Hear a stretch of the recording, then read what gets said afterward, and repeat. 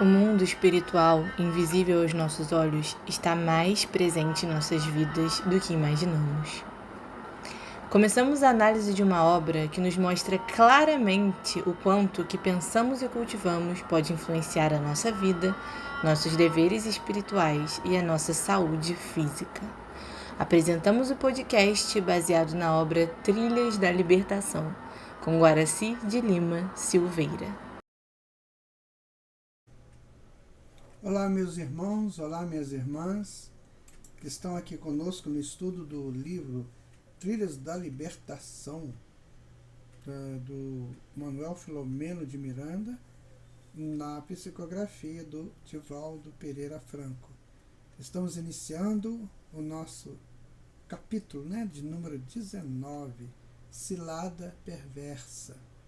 Então vamos agora a este estudo, esperando que vocês estejam apropriando das informações anteriores do Filomeno e revendo, inclusive lendo o livro, porque somente assim a gente vai crescer, a gente vai entender toda essa dinâmica do estudo do livro.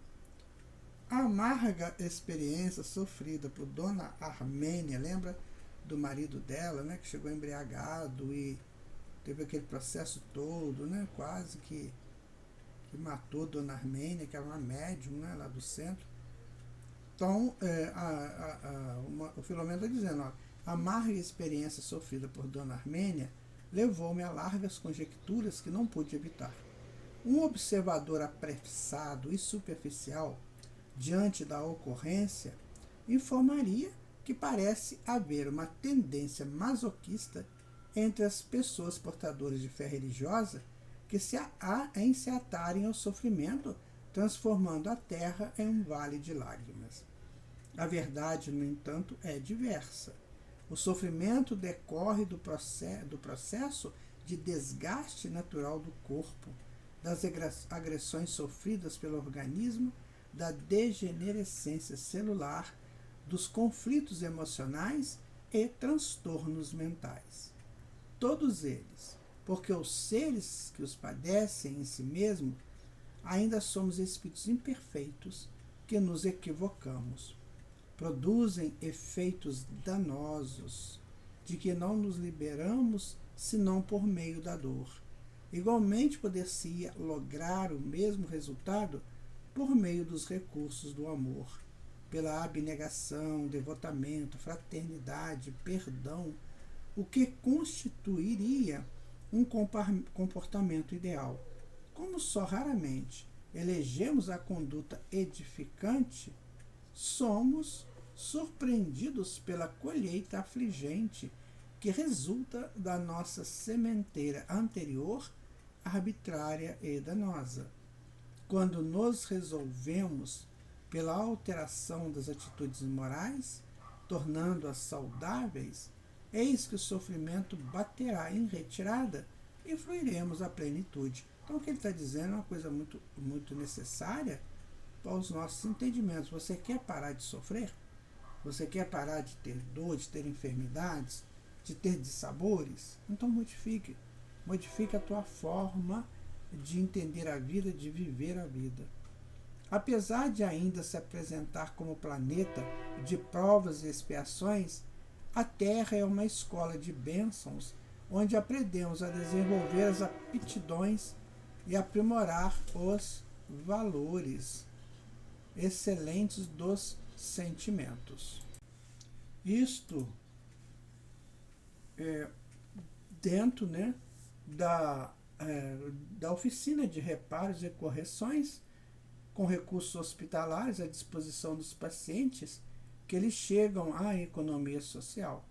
Sem dúvida, é também cárcere para os rebeldes e os violentos que expungem o desequilíbrio em processo de imobilidade, de alucinação de limites, resgatando as graves ocorrências que fomentaram e praticaram, perturbando-lhe a ordem e a paz. Aí está a informação do Manuel Filomeno, que nós perturbamos a ordem e a paz. Perturbamos. É preciso a gente estudar muito o Espiritismo Porque só o Espiritismo vai explicar essas coisas para nós. Porque se a gente estuda uma outra ciência, tudo, ela vai dizer muitas coisas, mas ela não liga às encarnações, ela não liga aos efeitos que nós temos na atualidade daquilo que vem do nosso inconsciente, daquilo que vem como situações não resolvidas anteriormente. Então o Espiritismo linka tudo isso, mostra tudo isso. Por isso que é interessante o estudo do Espiritismo. Muito interessante os livros que trabalham esses temas, como o do Manuel Filomeno, do André Luiz, principalmente esses dois que trabalham muito esses temas relacionados a causas das enfermidades. Né? Some-se a esses fatores a incessante interferência dos desencarnados, predominando a dos enfermos morais e agitados, e será fácil compreender-se a vigência e avalanche das dores entre as criaturas. Aí também um outro ponto, a ação dos desencarnados desequilibrados, que eles são atraídos pelo encarnado desequilibrado. Então, desequilíbrio atrai desequilíbrio. Estão vendo como é que é importante estudarmos a doutrina espírita? Na raiz dos males que desabam sobre os seres humanos estão presentes o egoísmo, esse câncer cruel do organismo social, a presunção e a ignorância das leis que regem a vida, prepotentes e rebeldes porque estagiam nos níveis primários do pensamento e nos patamares sombrios da consciência. Os indivíduos dão preferência por direitos que lhes não são devidos, em razão dos deveres que não atendem, ou sequer lhes reconhece o valor. Permitem-se todas as extravagâncias e concessões, revoltando-se quando contrariados ou surpreendidos pela morte, que não os aniquila, porém os reúne em grupos de perturbação, prosseguindo com vãs tentativas de dominação e de poder.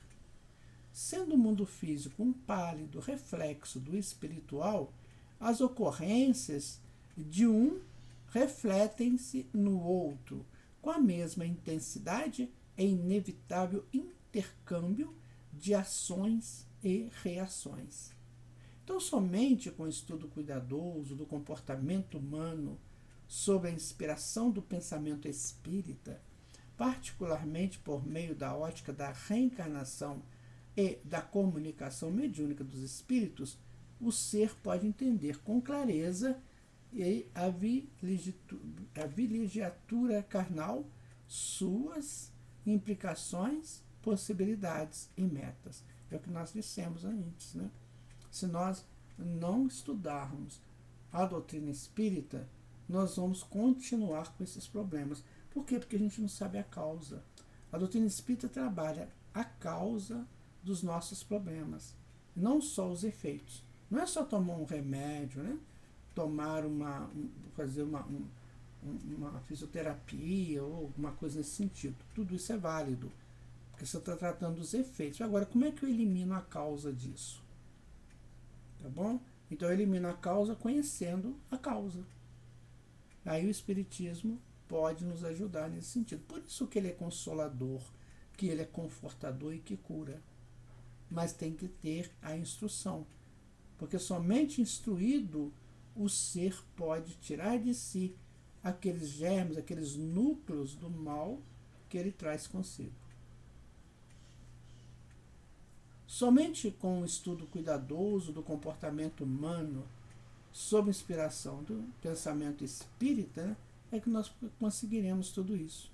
Desequipado desses preciosos recursos, o observador realiza conclusões inexatas, por deter-se apenas nos efeitos dos acontecimentos, sem haver penetrado as causas mais sutis, que, no entanto, exercem predomínio em inúmeras existências. Nós falamos ainda há pouco sobre isso. Está vendo, meu amigo, minha amiga, que está ouvindo esse estudo, como que é importante a conscientização de cada um para esse processo da autocura? Mas é preciso saber. Então, a religião ela é um fator de muita ajuda, mas ela tem que estar acompanhada da ciência. E a doutrina espírita oferece essa ciência de uma maneira bastante ampla. Não é? Então, nós não estamos aqui presos a fatores religiosos.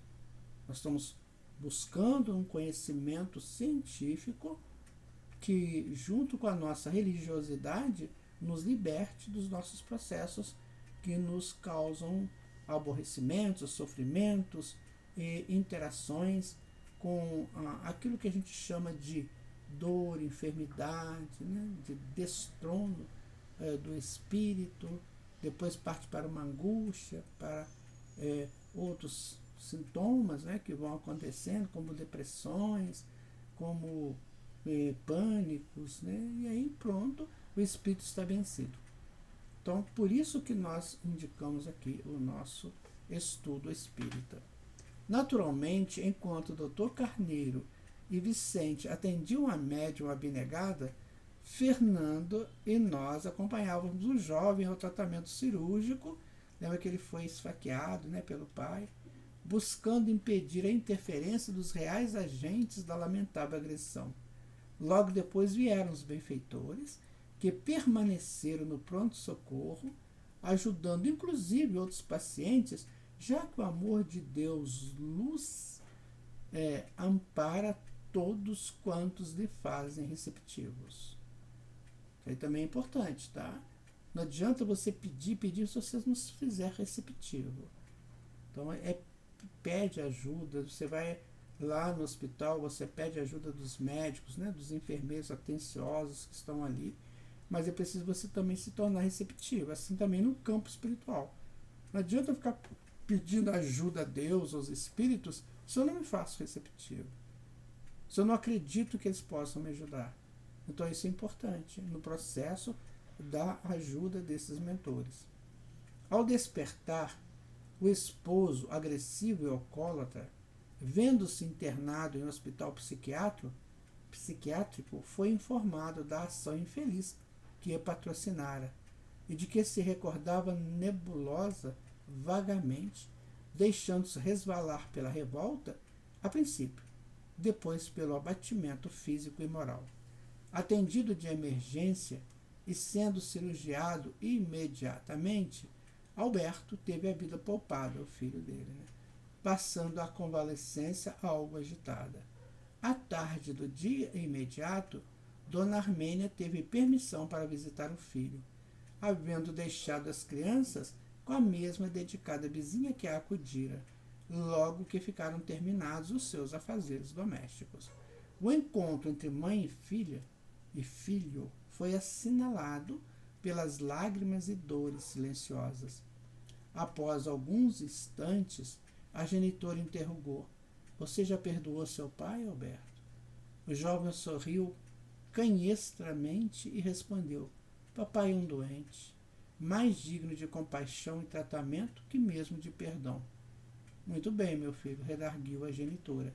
"Ele já se encontra internado para a recuperação da saúde e confiamos em Deus que logo mais o teremos no lar com novas disposições de saúde mental e moral. Certamente, a cura de um vício, como das graves enfermidades, demanda tempo, cuidados e muito esforço pessoal. Somando-se a esse problema a interferência obsessiva, a questão se faz mais grave e, portanto, mais demorada, naturalmente exigindo contínuos contributos especializados, bem como sacrifícios daquele que a padece. No curso das obsessões, o seu período de fixação é penoso, enraizando-se as energias deletérias do vingador nos centros de força, perispírito a perispírito, qual planta parasita que se assenhoreia da seiva do seu hospedeiro e lhe rouba a vitalidade dominando. Está vendo o processo da obsessão? Então esses espíritos obsessores, vingadores, né, eles vão se associando gradativamente ao encarnado. E o encarnado vai se submetendo às suas ordens, às suas injunções. E aí o encarnado passa a realizar exatamente aquilo que o obsessor deseja que ele realize. Então veja você que coisa séria que é isso, né? Que coisa complicada que é a gente não se cuidar. Tá? Os obsessores, os espíritos, são nossos irmãos e irmãs, né?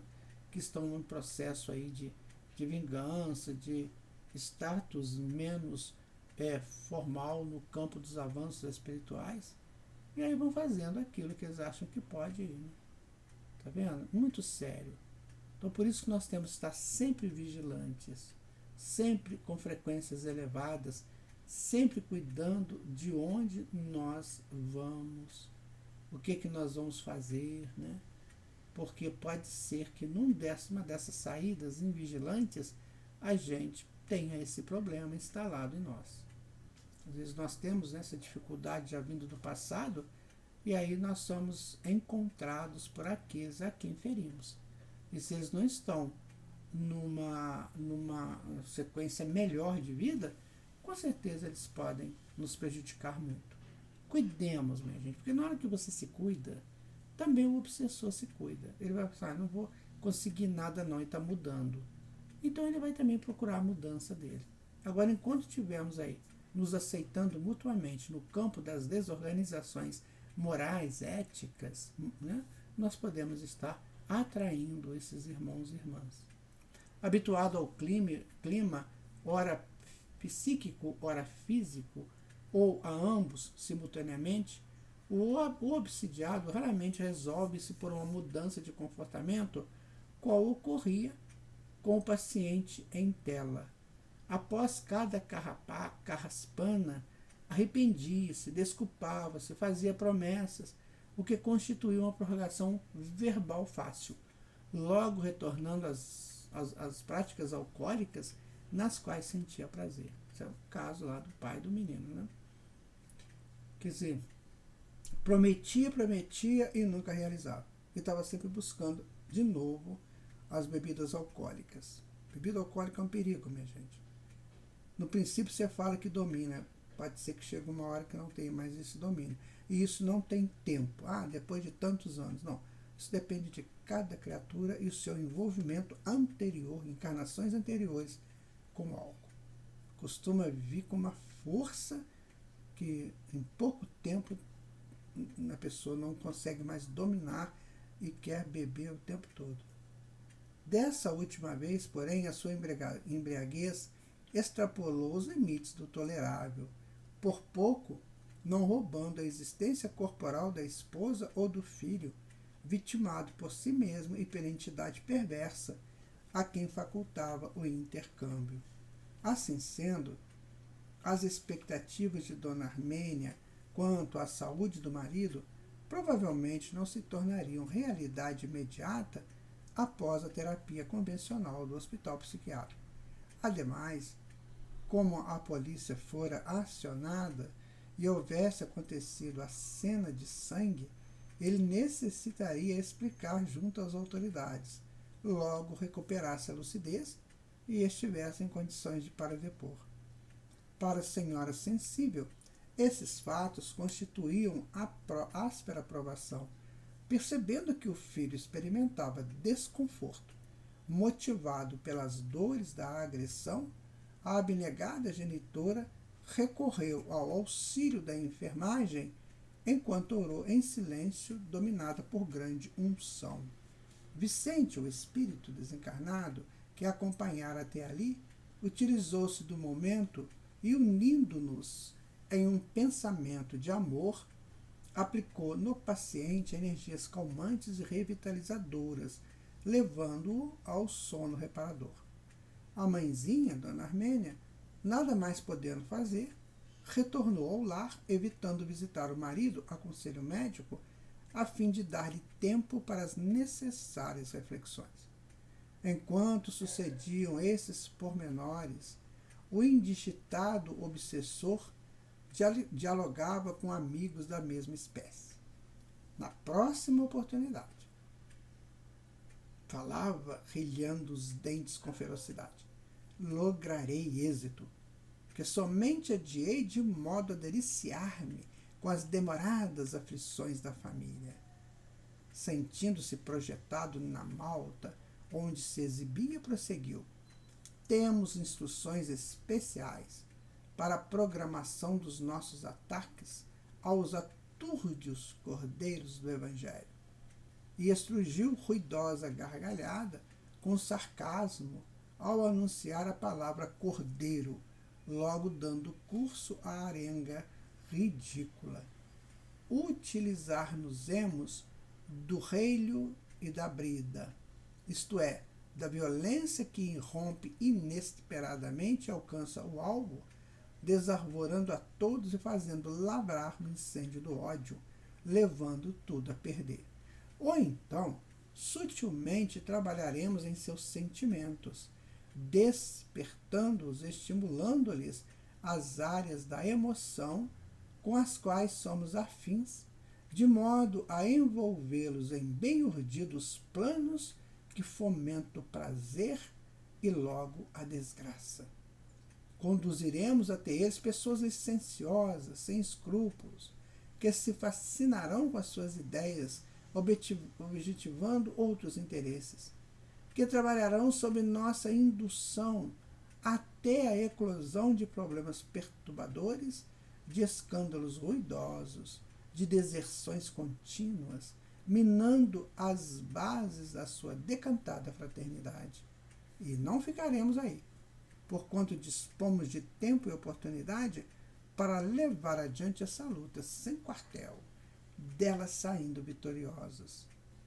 O soberano das trevas superintende pessoalmente este programa, para o qual muitos de nós fomos convocados e convenientemente adestrados.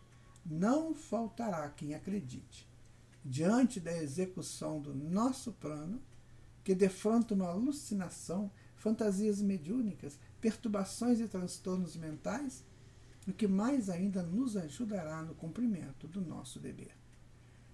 Quanto mais discussão acalorada, mais dúvidas e suspeitas, mais acusações recíprocas entre eles, o cordatus melhor para nós, pois que contamos com esses resultados.